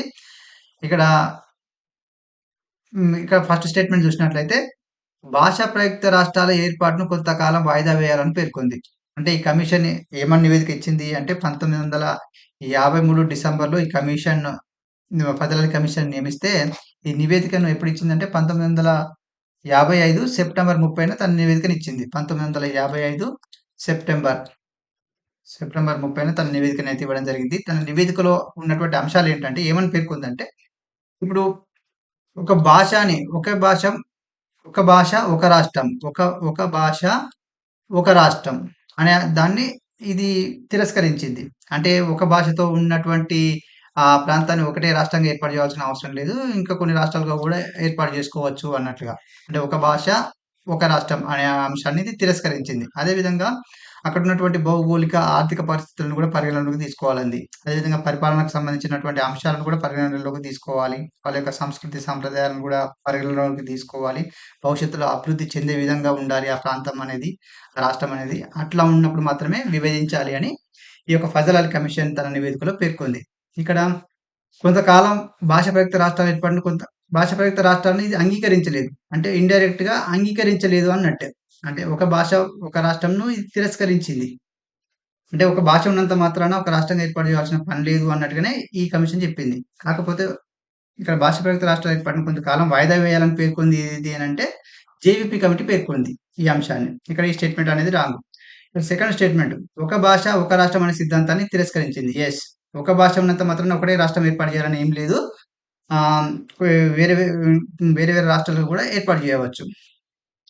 ఈ స్టేట్‌మెంట్ అనేది ఇక్కడ కరెక్టే. ఇక థర్డ్ స్టేట్‌మెంట్ రాజ్యాంగంలో పొందుపరిచిన 4 రకాల రాష్ట్రాల వర్గీకరణను రద్దు చేయాలని పేర్కొంది. యెస్. ఇక్కడ ఈ స్టేట్‌మెంట్ కరెక్టే. ఇక ఫజల్ అలీ కమిషన్ ఏం చెప్పింది అంటే ఇప్పటివరకు మౌలిక రాజ్యాంగంలో ఉన్నటువంటి రాష్ట్రాల యొక్క వర్గీకరణ part A, part B, part C, part D రాష్ట్రాలను రద్దు చేసి మళ్ళీ కొత్తగా పునర్విభజన చేయాలని పేర్కొంది. యెస్. ఈ స్టేట్‌మెంట్ కరెక్టే. ఫోర్త్ స్టేట్‌మెంట్ పరిపాలన ఆధారంగా భౌగోళిక పరిస్థితుల ఆధారంగా విభజన చేయాలని పేర్కొంది. యెస్. పరిపాలన, భౌగోళిక పరిస్థితులు కూడా పరిగణనలోకి తీసుకోవాలంది. అదేవిధంగా ఎస్‌కే తార్ కమిటీ గూడా ఇటువంటి అంశాలు పేర్కొంది. ఈ అంశాన్ని గూడా పేర్కొంది. ఇక్కడ ఈ స్టేట్‌మెంట్ కరెక్టే. ఫిఫ్త్ స్టేట్‌మెంట్ రాష్ట్రాలు చిన్నవిగా ఉండాలని పేర్కొంది. ఇక్కడ ఫజల్ అలీ కమిషన్ రాష్ట్రాలు చిన్నవిగా అనే అంశాన్నయితే ఇక్కడ మెన్షన్ చేయలేదు. మరి ఈ స్టేట్‌మెంట్‌ని ఇచ్చింది ఎవరు అంటే బిఆర్ అంబేద్కరు రాష్ట్రాల ఏర్పాటు విషయంలో రాష్ట్రాలు చిన్నవిగా ఉంటే ఆ రాష్ట్రాలలో ఇప్పుడు మైనారిటీ వర్గాల యొక్క రేషియో అనేది మెజారిటీ వర్గాల యొక్క రేషియో అనేది తగ్గుతుంది. ఒకవేళ రాష్ట్ర పరిమాణం పెరిగితే ఇప్పుడు మెజారిటీ సభ్యుల యొక్క రేషియో అనేది పెరుగుతుంది. అప్పుడు మైనారిటీలు వివక్షతకు గురవుతారని పేర్కొంది. అది ఒకవేళ రాష్ట్రాలు చిన్నగా ఉన్నాయనుకో, అప్పుడు మైనారిటీలు ఆహ్, మెజారిటీ ప్రజల యొక్క రేషియో అనేది తగ్గుతుంది. అప్పుడు వివక్షతకు గురికారు అని బిఆర్ అంబేద్కర్ గారు రాష్ట్రాలు చిన్నవిగా ఉండాలి అని పేర్కొన్నాడు. అదేవిధంగా ఒక రాష్ట్రం, ఒక భాష అనే దాన్ని కూడా అంబేద్కర్ గారు తిరస్కరించారు. ఇక్కడ ఈ స్టేట్‌మెంట్ అనేది రాంగ్ అవుతుంది. అంటే ఫెడరల్ కమిషన్ ఇయ్యలేదు ఈ అంశాన్ని. ఇక్కడ సరికానివి ఏవని అడుగుతున్నారు కాబట్టి సరికానివి ఇక్కడ ఫిఫ్త్ స్టేట్‌మెంట్ సరికానిదే. అదేవిధంగా ఫస్ట్ స్టేట్‌మెంట్ సరికానిదే. ఇక్కడ ఫస్ట్ మరియు ఫిఫ్త్ ఆప్షన్ డి ఆన్సర్ అవుతుంది. 13వ క్వెషన్ చూసినట్లయితే జెంటిల్‌మెన్స్ అగ్రీమెంట్ 1956కు సంబంధించి క్రింది అంశాలను పరిశీలించండి అని అడుగుతున్నాడు. ఇక్కడ జెంటిల్‌మెన్ అగ్రీమెంట్స్ దీన్నే పెద్ద మనుషుల ఒప్పందం అంటారు. ఈ పెద్ద మనుషుల ఒప్పందం 1956లో జరిగింది. మరి ఎందుకు జరిగింది జెంటిల్‌మెన్స్ అగ్రీమెంట్ అనేది? ఎందుకు జరిగిందంటే ఇప్పుడు తెలంగాణను ప్లస్ ఆంధ్ర రాష్ట్రాన్ని ఏకం చేసి ఆంధ్రప్రదేశ్‌గా ఏర్పాటు చేయడానికి చేసుకున్నటువంటి ఆ ఒప్పందాన్నే పెద్ద మనుషుల ఒప్పందం అంటారు. అంటే ఆంధ్ర పెద్ద మనుషులు, తెలంగాణ పెద్ద మనుషుల మధ్య జరిగిన ఒప్పందం. ఇది జెంటిల్‌మెన్స్ అగ్రీమెంట్. మరి ఈ జెంటిల్‌మెన్స్ అగ్రీమెంట్ యొక్క ప్రస్తావన ఎందుకు జరిగింది అనంటే, ఇప్పుడు మనకు స్వాతంత్రం వచ్చినప్పుడు మొత్తం 552 సంస్థానాలు ఉండేవి. 552 సంస్థానాలలో 549 సంస్థానాలు మన భారతదేశంలో విలీనం కావడం జరిగింది. ఇప్పుడు ఏమని పేర్కొన్నారంటే స్వదేశీ సంస్థానాలకి స్వతంత్రంగా ఉండే అవకాశాన్ని కూడా కల్పించడం జరిగింది. దీన్ని అవకాశంగా తీసుకొని ఒక 3 స్వదేశీ సంస్థానాలు భారతదేశంలో విలీనం కాలే. స్వతంత్రంగా ఉండేందుకు ప్రయత్నం చేసినాయి. ఇవేంటంటే జమ్మూ ఒకటి, జునాగఢ్ ఒకటి, హైదరాబాద్ ఒకటి. ఈ మూడిట్లలో హైదరాబాద్ ఒకటి. ఈ హైదరాబాద్ విలీనం కాలే అప్పుడు. అది స్వతంత్ర భారతదేశంలో విలీనం కాలే. తర్వాత ఆపరేషన్ పోలో ద్వారా భారత యూనియన్‌లో హైదరాబాద్‌ని 1948 సెప్టెంబర్ 15న విలీనం చేసుకోవడం జరిగింది. అంటే హైదరాబాద్ సంస్థానాన్ని హైదరాబాద్ స్టేట్‌గా, హైదరాబాద్ స్టేట్‌గా 1948 సెప్టెంబర్ 15న విలీనం చేసుకోవడం జరిగింది. ఇది ఇట్లా ఉంటే ఇక భాషా ప్రయుక్త రాష్ట్రాలు ఏర్పాటు చేయాలని దేశవ్యాప్తంగా డిమాండ్ మొదలైంది. అయితే దీని శాశ్వత ప్రతిపాదికన పరిష్కరించేందుకు ఇప్పుడు 1953 డిసెంబర్‌లో ఇక్కడ ఎస్ఆర్‌సి కమిషన్‌ను ఏర్పాటు చేయడం జరిగింది. అంటే ఫజల్ అలీ నేతృత్వంలోని స్టేట్ రీఆర్గనైజేషన్ కమిషన్‌ను ఏర్పాటు చేయడం జరిగింది. ఈ స్టేట్ రీఆర్గనైజేషన్ కమిషన్ 1956 56లో నివేదికనివ్వడం జరిగింది. ఈ నివేదికలోని అంశాలేమున్నాయంటే, ఇప్పుడు మౌలిక రాజ్యాంగంలో రాష్ట్రాల యొక్క విభజన ఏబీసీడీలుగా ఉండేది. ఏబీసీడీలుగా ఉండేది. ఈ ఏబీసీడీల యొక్క రాష్ట్రాలను రద్దు చేసి కొత్త రాష్ట్రాలను ఏర్పాటు చేయండి అని పేర్కొనడం జరిగింది. అంటే ఈ ఫజల్ అలీ కమిషన్ ఇచ్చినటువంటి నివేదిక ఆధారంగానే 1956 రాష్ట్రాల పునర్విభజన చట్టాన్ని తీసుకురావడం జరిగింది. ఈ రాష్ట్రాల పునర్విభజన చట్టం ప్రకారము ఈ భాషా ప్రయుక్త రాష్ట్రాలను ఏర్పాటు చేయడం జరిగింది. అట్లా ఇక్కడ హైదరాబాద్ సంస్థానంలో, హైదరాబాద్ స్టేట్‌లో ఉన్నటువంటి ఈ మరాఠా ప్రాంతాలు, కన్నడ ప్రాంతాలు, అదేవిధంగా తెలుగు ప్రాంతాలు ఉండేటివి. ఈ మరాఠా, కన్నడ ప్రాంతాలను వాటి రాష్ట్రాలలో హ్మ్, వా వాటికి కేటాయించడం జరిగింది. అదేవిధంగా ఈ తెలంగాణ ప్రాంతాన్ని, తెలుగు మాట్లాడేటువంటి తెలంగాణ ప్రాంతాన్ని ప్లస్ ఆంధ్ర ప్రాంతాన్ని ఒకటి చేసి ఆంధ్రప్రదేశ్‌గా ఏర్పాటు చేయడం జరిగింది. అట్లా ఆంధ్రప్రదేశ్ అనేది 1956 అక్టోబర్ 1న ఆంధ్రప్రదేశ్ ఏర్పాటు కావడం జరిగింది.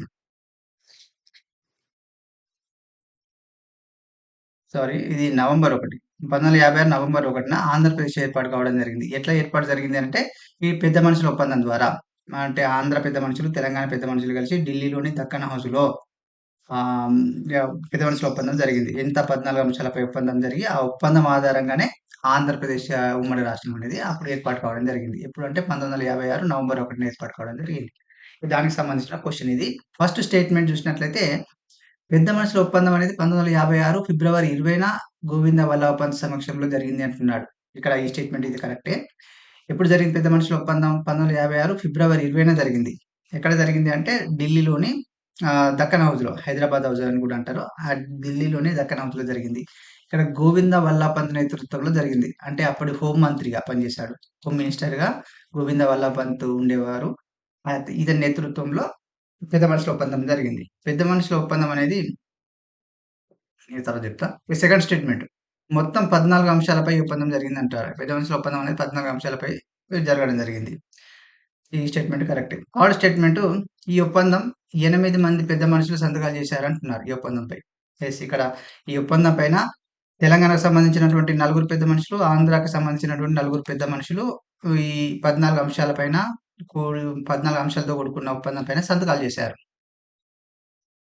ఇక ఈ స్టేట్‌మెంట్ కరెక్టే. ఫోర్త్ స్టేట్‌మెంటు ఈ ఒప్పందంలో పాల్గొనని వ్యక్తి బూర్గుల రామకృష్ణారావు అంటున్నాడు. యెస్. పాల్గొన్నాడు. ఈ స్టేట్‌మెంట్ అనేది ఇక్కడ రాంగ్ అవుతుంది. ఇప్పుడు బూర్గుల రామకృష్ణారావు అప్పుడు హైదరాబాద్ రాష్ట్రం ముఖ్యమంత్రిగా బూర్గుల రామకృష్ణారావు కొనసాగుతుండేవారు. ఎప్పుడు 1956 పెద్ద మనుషుల ఒప్పందం నాటికి హైదరాబాద్ ముఖ్యమంత్రిగా బూర్గుల రామకృష్ణారావు ఉండేవారు. అయితే పెద్ద మనుషుల ఒప్పందం మధ్య ఎవరెవరి మధ్య జరిగింది అనంటే ఇక తెలంగాణకు చెందినటువంటి తెలంగాణకు చెందినటువంటి నలుగురు పెద్ద మనుషులు, ఆంధ్రాకు చెందినటువంటి నలుగురు పెద్ద మనుషులు. తెలంగాణకు చెందినటువంటి వాళ్ళు ఎవరు హాజరయ్యారంటే అప్పుడు హైదరాబాద్ ముఖ్యమంత్రిగా పనిచేస్తున్నటువంటి బూర్గుల రామకృష్ణారావు పాల్గొన్నారు. అదేవిధంగా మామ అల్లుళ్ళైనటువంటి మర్రి చెన్నారెడ్డి, కేవీ రంగారెడ్డిలు వీళ్ళిద్దరు పాల్గొన్నారు. అదేవిధంగా హైదరాబాద్ కాంగ్రెస్ కమిటీ అధ్యక్షులైనటువంటి జేవి నరసింహారావు కూడా పాల్గొన్నారు. ఇక ఆంధ్ర రాష్ట్రం నుంచి ఎవరు పాల్గొన్నారంటే ఇప్పుడు ఆంధ్ర రాష్ట్ర ముఖ్యమంత్రి అయినటువంటి బెజవాడ గోపాల్ రెడ్డి పాల్గొన్నారు. అదేవిధంగా ఉప ముఖ్యమంత్రి అయినటువంటి నీలం సంజీవ్ రెడ్డి పాల్గొన్నారు. తర్వాత మంత్రి అయినటువంటి గౌతు లచ్చన్న పాల్గొన్నారు. అదేవిధంగా అల్లూరి సత్యనారాయణ రాజు. అల్లూరి సత్యనారాయణ రాజు పాల్గొన్నారు. అంటే తెలంగాణ నుంచి నలుగురు, ఆంధ్ర రాష్ట్రం నుంచి నలుగురు, మొత్తం 8 మంది పెద్ద మనుషుల మధ్య 14 అంశాలపైన ఈ పెద్ద మనుషుల ఒప్పందం అనేది జరిగింది. దీని ప్రకారమే ఆంధ్రప్రదేశ్ అనేది 1956 నవంబర్ 1న ఏర్పాటు కావడం జరిగింది. ఇక్కడ సరియైనవేవి అని అడుగుతున్నాడు కాబట్టి ఇక్కడ 1, 2, 3 స్టేట్మెంట్లు సరైనవి. కాబట్టి ఆప్షన్ ఏ ఇక్కడ ఆన్సర్ అవుతుంది. ఇక 14వ క్వెషన్ చూసినట్లయితే స్టేట్ రీఆర్గనైజేషన్ కమిషన్ 1956 ప్రకారము ఎన్ని రాష్ట్రాలు మరియు ఎన్ని కేంద్ర పాలిత ప్రాంతాలుగా పునర్వ్యవస్థీకరించారంటున్నాడు. ఇక్కడ మనకు ఎస్ఆర్‌సిని ఏయడం జరిగింది. అంటే ఫజల్ అలీ కమిషన్ ఏర్పాటు చేయడం జరిగింది. ఫజల్ అలీ కమిషన్ ఇచ్చినటువంటి నివేదిక ఆధారంగానే అప్పుడు రాష్ట్రాల పునర్వ్యవస్థీకరణ చట్టాన్ని తీసుకురావడం జరిగింది. అంటే స్టేట్ రీఆర్గనైజేషన్ యాక్ట్‌ను తీసుకురావడం జరిగింది. ఎప్పుడు అంటే 1956లో తీసుకురావడం జరిగింది. దీంట్లో ఏమని పేర్కొన్నారంటే ఈ ఎస్ఆర్‌సి కమిటీ ఏమని పేర్కొంది అనంటే అప్పుడున్నటువంటి రాష్ట్రాల యొక్క వర్గీకరణ ఏబీసీడీ రాష్ట్రాల వర్గీకరణ రద్దు చేసి కొత్తగా భాష ప్రయుక్త ఆధారంగా అదేవిధంగా ఇంకో కొన్ని అంశాల క్రైటీరియా ఆధారంగా కొత్త రాష్ట్రాలను కేంద్రపాలిత ప్రాంతాలను ఏర్పాటు చేయమని చెప్పింది. అట్లా అప్పుడు కేంద్ర ప్రభుత్వం ఏం చేసింది 14 రాష్ట్రాలు వీటిని ఏబీసీడీ రాష్ట్రాలను రద్దు చేసి 14 రాష్ట్రాలు 6 కేంద్రపాలిత ప్రాంతాలుగా ఏర్పాటు చేయడం జరిగింది. ఇట్లా ఇక్కడ ఆప్షన్ ఏ ఇక్కడ ఆన్సర్ అవుతుంది. 15వ క్వెషన్ చూసినట్లయితే క్రింది రాష్ట్రాలను భారతదేశంలో రాష్ట్రంగా ఏర్పడిన క్రమంలో సరిగ్గా గుర్తించండి అంటున్నాడు. అంటే ఇక్కడ రాష్ట్రాలు అవి ఏర్పడినటువంటి ఆ క్రొనాలజికల్ ఆర్డర్‌ను గుర్తించమని అడుగుతున్నాడు. ఇక్కడ ఫస్ట్ ఆప్షన్ చూసినట్లయితే ఇక్కడ గుజరాత్. గుజరాత్ అనేది 15వ రాష్ట్రంగా. ఇప్పుడు ఎస్ఆర్‌సి నివేదిక ప్రకారము స్టేట్ రీఆర్గనైజేషన్ కమిషన్ నివేదిక ప్రకారము 1956లో రాష్ట్రాల పునర్వ్యవస్థీకరణ చట్టం తీసుకొచ్చారు. ఆ రాష్ట్రాల పునర్వ్యవస్థీకరణ చట్టం ప్రకారం మొత్తం ఏబీసీడీ రాష్ట్రాల కేటగిరీని రద్దు చేసి 14 రాష్ట్రాలు, 6 కేంద్ర పాలిత ప్రాంతాలుగా ఏర్పాటు చేయడం జరిగింది. ఇక తర్వాత ఆయా రాష్ట్ర ప్రజల యొక్క డిమాండ్‌ని అనుసరించి అదేవిధంగా ప్రజల సంక్షేమాన్ని ఉద్దేశించి ప్రభుత్వాలు ఏం చేశాయంటే ఆయా రాష్ట్రాలను తర్వాత ఏర్పాటు చేసుకుంటూ రావడం జరిగింది. ఇక్కడ గుజరాత్ రాష్ట్రం 15వ రాష్ట్రంగా ఏర్పాటు కావడం జరిగింది. ఎప్పుడు ఏర్పాటు కావడం జరిగిందంటే ఇది 1960లో ఏర్పాటు కావడం జరిగింది. ఎందుకు మరి గుజరాత్ రాష్ట్రం ఇంతకుముందు ఏ రాష్ట్రంలో కలిసి ఉండేది అంటే అంతకుముందు బాంబే రాష్ట్రం అనేది ఉండేది. బాంబే రాష్ట్రంలో ఇప్పుడున్నటువంటి మహారాష్ట్ర ప్లస్ గుజరాత్ కలిసి ఉండేటివి. అయితే గుజరాతీ మాట్లాడే ప్రజలు ఏం చేశారు అంటే మాకు ఒక సెపరేట్ స్టేట్ కావాలని గుజరాతీ మాట్లాడేటువంటి ప్రజలు డిమాండ్ చేయడంతో ఆహ్, ఈ గుజరాతీ మాట్లాడేటువంటి ప్రజలు నివసించే ఆ ప్రాంతాన్ని గుజరాత్ రాష్ట్రంగా ఏర్పాటు చేయడం జరిగింది. అట్లా గుజరాత్ అనేది 15వ రాష్ట్రంగా ఏర్పాటు కావడం జరిగింది. ఇక మిగిలినటువంటి అవశేష బాంబే ఆ ప్రాంతాన్ని ఇక మహారాష్ట్రగా పేరు మార్చడం జరిగింది. మహారాష్ట్ర రాష్ట్రంగా పేరు మార్చడం జరిగింది. అట్లా 15వ రాష్ట్రంగా గుజరాత్ ఏర్పడింది. ఎప్పుడు 1960లో. ఇక తర్వాత నాగాలాండ్. నాగాలాండ్ అనేది ఇది అస్సాంలో ప్రాంతం ఉండేది. మొత్తం ఈశాన్య ప్రాంతాలు దాదాపు అస్సాంలోనే ఉండేవి. అస్సాం నుంచే విడిపోయాయని చెప్పుకోవచ్చు. ఇక్కడ అస్సాంలో భాగమైనటువంటి ఈ నాగా కొండల ప్రాంతం. నాగా కొండల ప్రాంతమును అదేవిధంగా హ్యూయన్ షాంగ్ ప్రాంతం ఉండేది. నాగా కొండల ప్రాంతం ఇది ప్రత్యేక సంస్కృతి కలిగినటువంటి ప్రాంతం. ట్యూయన్ షాంగ్ ప్రాంతం. ఈ నాగా కొండల ప్రాంతాన్ని, ట్యూయన్ షాంగ్ ప్రాంతాన్ని కలిపి నాగాలాండ్‌గా ఏర్పాటు చేయడం జరిగింది. ఇదెప్పుడు ఏర్పాటు చేశారంటే ఇది 16వ రాష్ట్రంగా 1962లో ఏర్పాటు చేయడం జరిగింది. అంటే ఇట్లా రాష్ట్రాలు ఏర్పాటు చేయాలంటే సంబంధిత చట్టాలు చేయాలి ఖచ్చితంగా. ఆ చట్టాన్ని ఎప్పుడు చేశారు అంటే ఈ గుజరాత్ రాష్ట్రానికి సంబంధించినటువంటి పునర్విభజన చట్టం 1960లో చేయడం జరిగింది. తర్వాత నాగాలాండ్ ఏర్పడేటువంటి ఆ చట్టాన్ని 1962లో నాగాలాండ్ రాష్ట్ర చట్టం 1962 అని చేయడం జరిగింది. ఇది 1962లో కావడం జరిగింది. తర్వాత హర్యానా విషయానికొస్తే హర్యానా అంటే పంజాబ్‌లో, పంజాబ్‌లో అకాలీదళ్ పార్టీకి చెందినటువంటి అంటే తారా సింగ్ నేతృత్వంలోని అకాలీదళ్ పార్టీ. అకాలీదళ్ పార్టీ అనేది ప్రత్యేక పంజాబ్ కావాలని డిమాండ్ చేసింది. ప్రత్యేక పంజాబ్ కావాలి. సిక్కులకి ప్రత్యేక భూమి కావాలి. సిక్కుల యొక్క ప్రత్యేక రాష్ట్రం కావాలి అని డిమాండ్ చేసింది.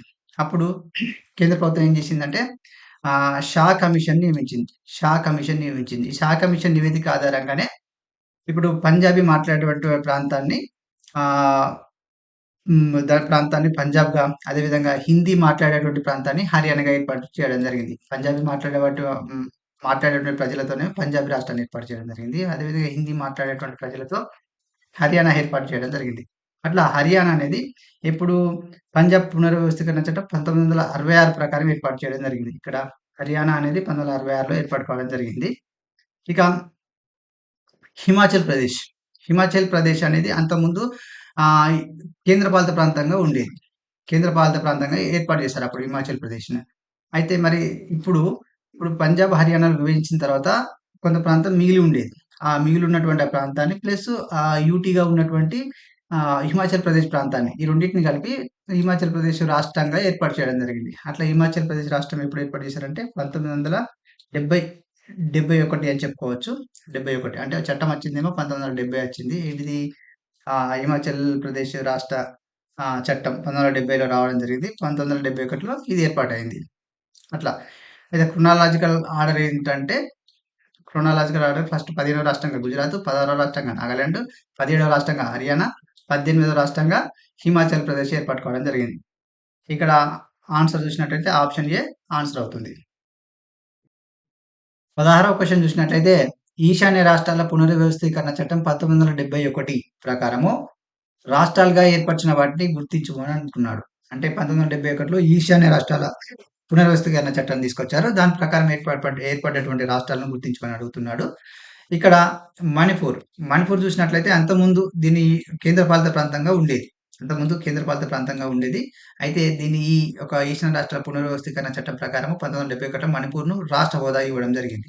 రాష్ట్ర హోదా ఇవ్వడం జరిగింది. ఇది మన భారతదేశంలో 19వ రాష్ట్రంగా ఏర్పాటు కావడం జరిగింది.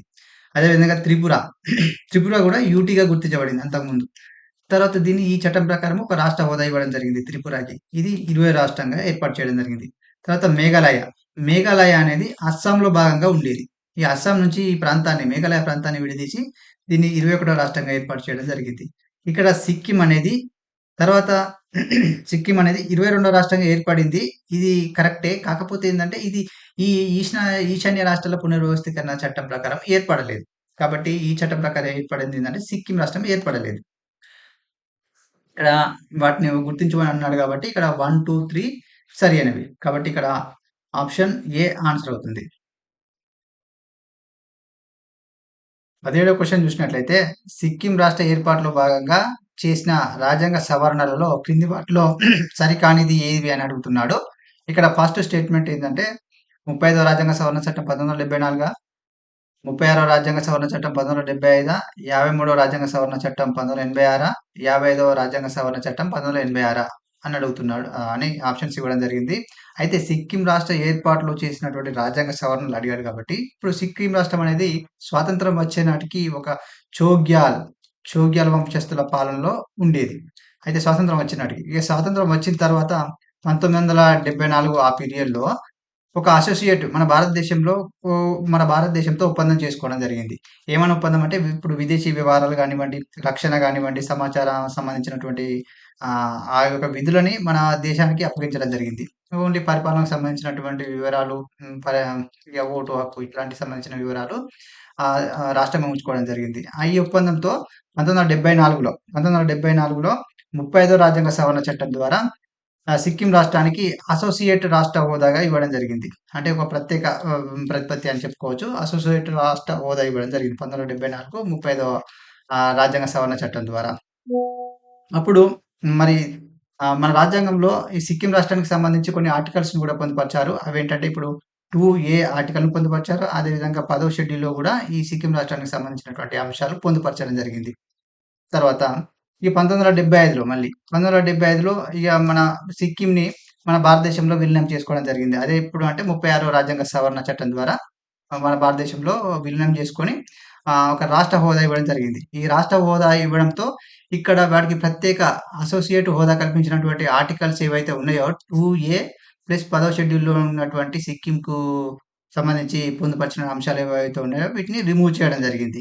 రిమూవ్ చేసి కొత్తగా 1975 36వ రాజ్యాంగ సవరణ చట్టం ప్రకారము కొత్తగా 371 ఎఫ్‌ను చేర్చడం జరిగింది. ఈ సిక్కిం రాష్ట్రం గురించి.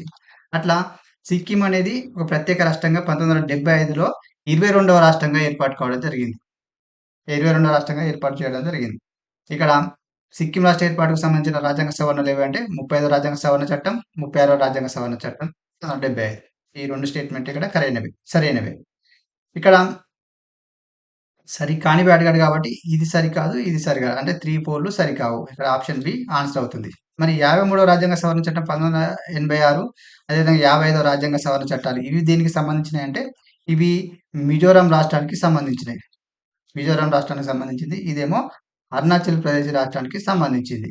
ఇక ఇట్లా.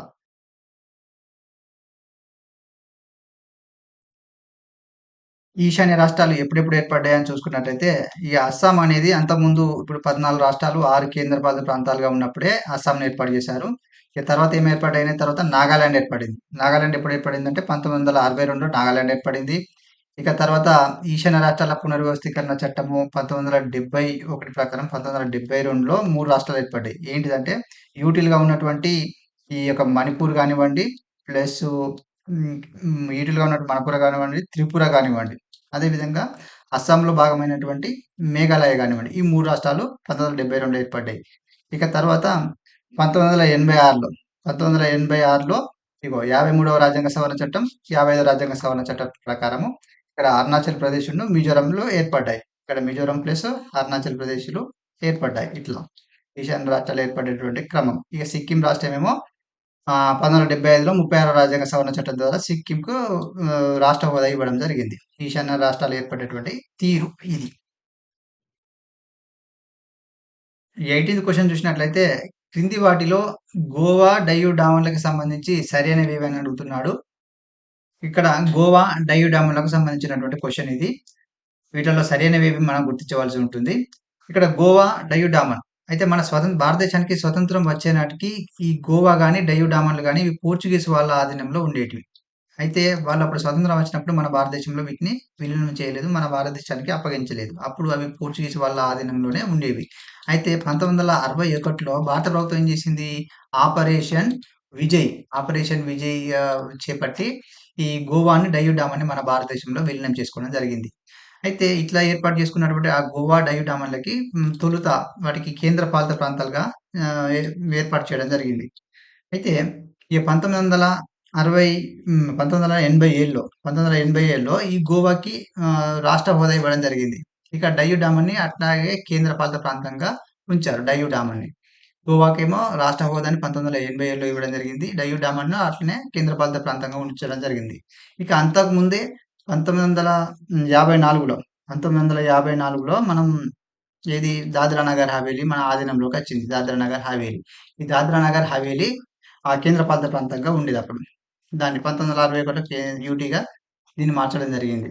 ఇట్లా, ఇట్లా ఏర్పడినటువంటి ఈ ఒక కేంద్ర పాలిత ప్రాంతమైనటువంటి డయ్యూ డామను ప్లస్ దాద్రా నగర్ హవేలీని 1900 2020లో వీటి రెండిటిని ఏకం చేసి ఒకటే కేంద్ర పాలిత ప్రాంతంగా ఇప్పుడు చేయడం జరిగింది. ఇప్పుడు ప్రస్తుతము డయ్యూ డామన్ ప్లస్ దాద్రా నగర్ హవేలీ అనేది ఒకటే కేంద్ర పాలిత ప్రాంతంగా కొనసాగుతుంది. ఇది దానికి సంబంధించిన క్వెషన్. ఇక్కడ ఫస్ట్ స్టేట్‌మెంట్ చూసినట్లయితే గోవా, డయ్యూ డామన్‌లను పోర్చుగీసు వారి నుంచి స్వాధీనం చేసుకున్నారు. యెస్. ఇవి పోర్చుగీసు వాళ్ళ యొక్క వాళ్ళ ఆధీనంలో ఉన్నటువంటి భూభాగాలు మన ఆపరేషన్ విజయ్ చేపట్టి విలీనం చేసుకోవడం జరిగింది. ఈ స్టేట్‌మెంట్ కరెక్టే. సెకండ్ స్టేట్‌మెంట్ 1987లో గోవాకి సంపూర్ణ రాష్ట్ర హోదా పొందడం జరిగింది. యెస్. ఇప్పుడు ఇక్కడ చెప్పుకున్నట్లుగా ఈ ఫస్ట్ యూటీలుగా స్వాధీనం చేసుకున్న తర్వాత ఈ గోవాకి ప్లస్ డయ్యూ డామన్‌లకి కేంద్ర పాలిత ప్రాంత హోదా ఇవ్వడం జరిగింది. తర్వాత గోవాకి పూర్తి రాష్ట్ర హోదాని 1987లో ఇవ్వడం జరిగింది. ఇక డయ్యూ డామన్‌ని అట్లనే కేంద్ర పాలిత ప్రాంతంగా ఉంచడం జరిగింది. ఈ స్టేట్‌మెంట్ కరెక్టే. థర్డ్ స్టేట్‌మెంట్ 2020 జనవరి 26న దాద్రా నగర్ హవేలీ మరియు డయ్యూ డామన్‌లను విలీనమై ఒకే కేంద్ర పాలిత ప్రాంతంగా అవతరించాయి అంటున్నాడు. యెస్. ఇక్కడ ఈ స్టేట్‌మెంట్ కూడా కరెక్టే. 2020 జనవరి 26న ఈ దాద్రా నగర్ హవేలీ ప్రాంతాన్ని డయ్యూ డామన్‌లను కలిపి ఒకటే కేంద్ర పాలిత ప్రాంతంగా చేశారు. ఇట్లా ఇప్పుడు ప్రస్తుతము మన భారతదేశంలో మొత్తం 28 రాష్ట్రాలు, 8 కేంద్ర పాలిత ప్రాంతాలు ఉన్నాయి. ఇక్కడ సరైనవి ఏవని అడుగుతున్నాడు కాబట్టి ఇక్కడ అన్ని స్టేట్‌మెంట్ కూడా సరైనవే. కాబట్టి ఆప్షన్ సి ఆన్సర్ అవుతుంది. 19థ్ క్వెషన్ చూసినట్లయితే క్రింది వాటిలో 2000 సంవత్సరంలో ఏర్పడిన రాష్ట్రాలు ఏవి అంటున్నాడు. ఇక్కడ 2000 సంవత్సరంలో బీజేపీ గవర్నమెంటు ఆయా రాష్ట్ర ప్రజల యొక్క, ఆయా ప్రాంత ప్రజల యొక్క డిమాండ్‌లను అనుసరించి ఒక 3 రాష్ట్రాలనైతే ఏర్పాటు చేయడం జరిగింది. అవేంటంటే ఇక్కడ ఛత్తీస్‌గఢ్ ఏర్పాటు చేసింది. తర్వాత ఉత్తరాఖండ్, తర్వాత జార్ఖండ్. ఇక్కడ తెలంగాణను ఏర్పాటు చేయలేదు. ఎందుకంటే ఇగ మనకు చంద్రబాబు నాయుడు అడ్డుకున్నారు అని అప్పుడు మనకు తెలిసిన విషయమే. ఈ తెలంగాణను మాత్రం 2000 సంవత్సరంలో ఏర్పాటు చేయలేదు.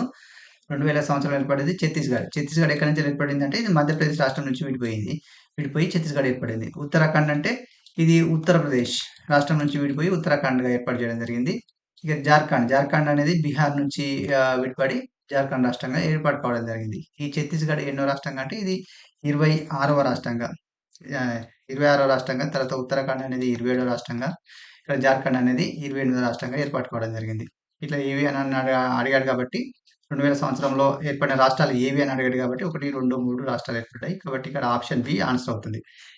ఒకసారి రాష్ట్రాలు ఏర్పడిన క్రమం ఒకసారి చూసినట్లయితే, ఇప్పుడు మనకు 1956లో రాష్ట్రాల పునర్విభజన యాక్ట్, రాష్ట్రాల పునర్వ్యవస్థీకరణ చట్టం ప్రకారము మొత్తం 14 రాష్ట్రాలు, 6 కేంద్రపాలిత ప్రాంతాలుగా ఏర్పడ్డాయి.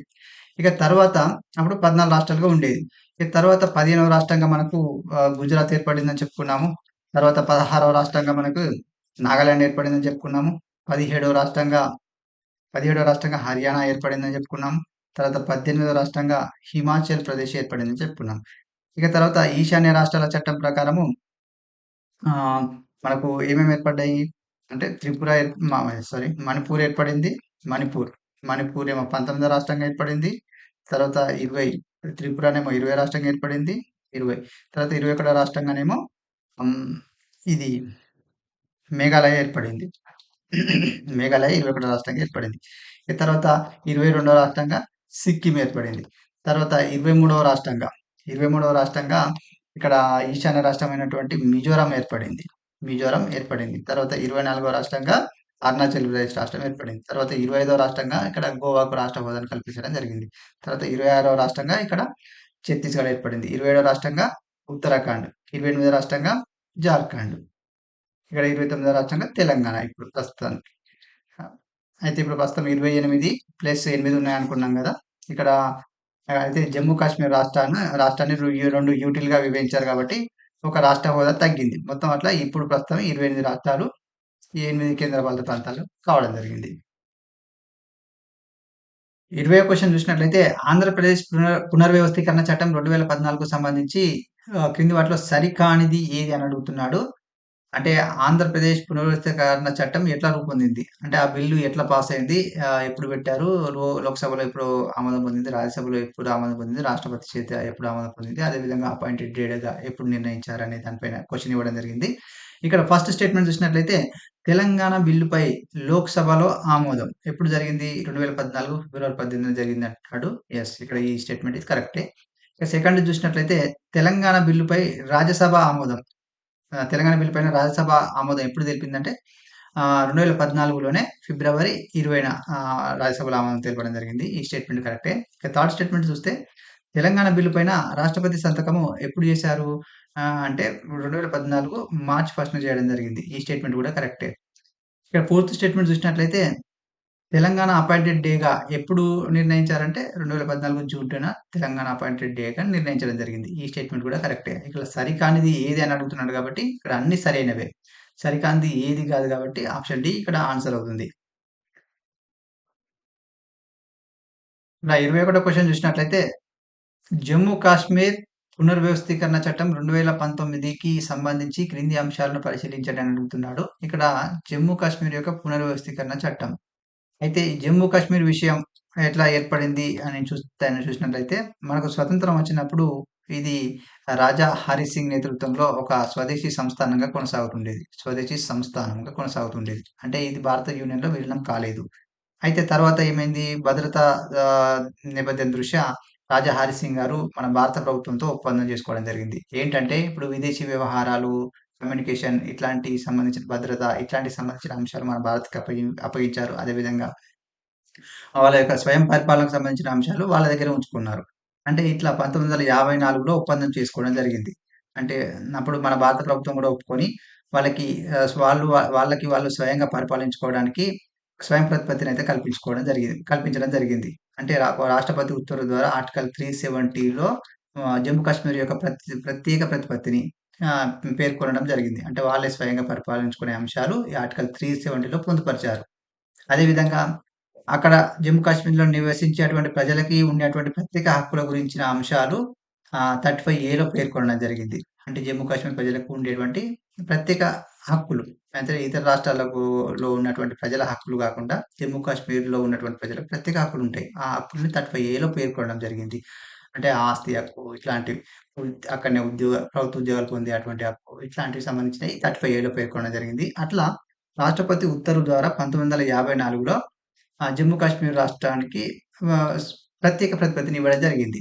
అయితే ఇక్కడ 2019లో ఇక 2019లో ఈ యొక్క జమ్మూ కాశ్మీర్ పునర్వ్యవస్థీకరణ చట్టం ప్రకారము ఈ జమ్మూ కాశ్మీర్ రాష్ట్రాన్ని 2 కేంద్ర పాలిత ప్రాంతాలుగా చేయడం జరిగింది. ఒకటేమో ఇక్కడ లేహు ప్లస్ కార్గిల్ ప్రాంతాలను కలిపి ఆహ్, లడఖ్‌గా లడఖ్‌గా ఏర్పాటు చేయడం జరిగింది. ఇక మిగిలిన జమ్మూ కాశ్మీర్ ప్రాంతాన్ని జమ్మూ కాశ్మీర్ కేంద్ర పాలిత ప్రాంతంగా చేయడం జరిగింది. ఇట్లా 2 యూటీలుగా విభజించడం జరిగింది. దానికి సంబంధించిన క్వెషన్ ఇది. ఫస్ట్ స్టేట్‌మెంట్ చూసినట్లయితే, ఈ చట్టం ఆధారంగా జమ్మూ కాశ్మీర్ 2 కేంద్ర పాలిత ప్రాంతాలుగా ఏర్పాటయ్యాయి. యెస్. జమ్మూ కాశ్మీర్‌ని జమ్మూ కాశ్మీర్ పునర్వ్యవస్థీకరణ చట్టం 2019 ప్రకారం జమ్మూ కాశ్మీర్ 2 యూటీలుగా ఏర్పాటు కావడం జరిగింది. ఈ స్టేట్‌మెంట్ ఇక్కడ కరెక్టే. కాకపోతే ఏర్పాటైనప్పుడు ఇక్కడ ఓవరాల్‌గా 370 రద్దు చేశారు. అదేవిధంగా 35 ఆర్టికల్‌ను కూడా ఈ రెండిటిని రద్దు చేయడం జరిగింది. ఇక సెకండ్ స్టేట్‌మెంట్ చూసినట్లయితే 2019లో జారీ చేసిన రాష్ట్రపతి ఉత్తర్వు ప్రకారం ఆర్టికల్ 370, 35 రద్దు కాలేదు. 2019లో చేసినటువంటి చట్టం ఆధారంగా ఈ 2 రద్దయ్యాయి.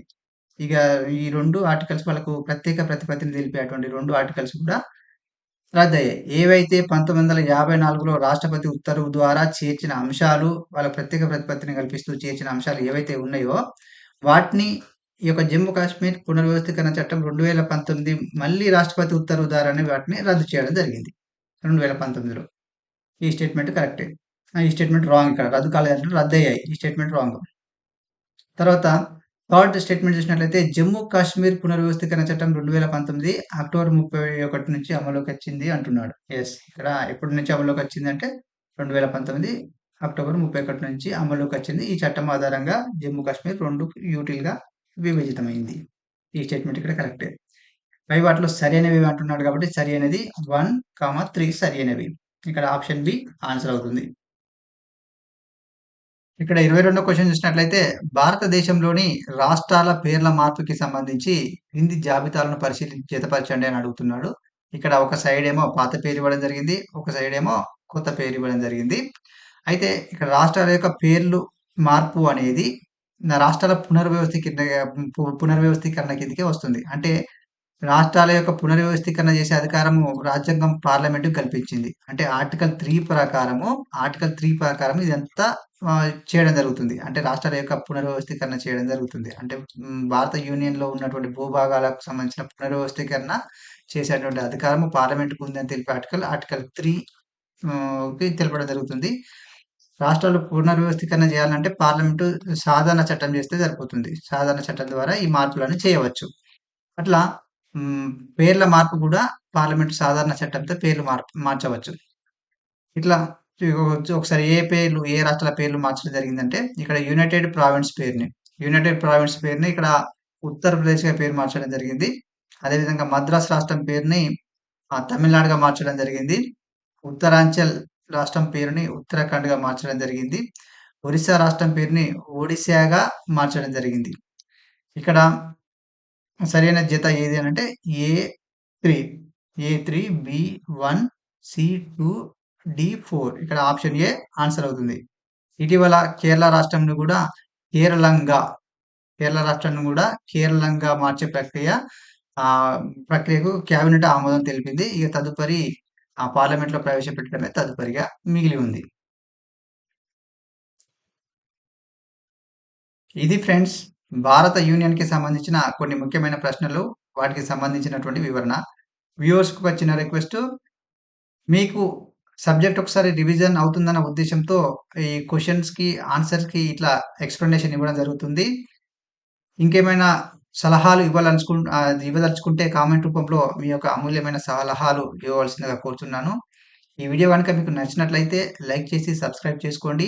పోటీ పరీక్షలకు ప్రిపేర్ అవుతున్న అభ్యర్థులకి షేర్ చేస్తూ ఉండండి. ఎందుకంటే పోటీ పరీక్షలకు ప్రిపేర్ అయ్యే అభ్యర్థులకి చాలా ఉపయోగకరంగా ఉంటుందని ఇలా డిజైన్ చేయడం జరుగుతుంది. Thank you friends. Thank you for watching.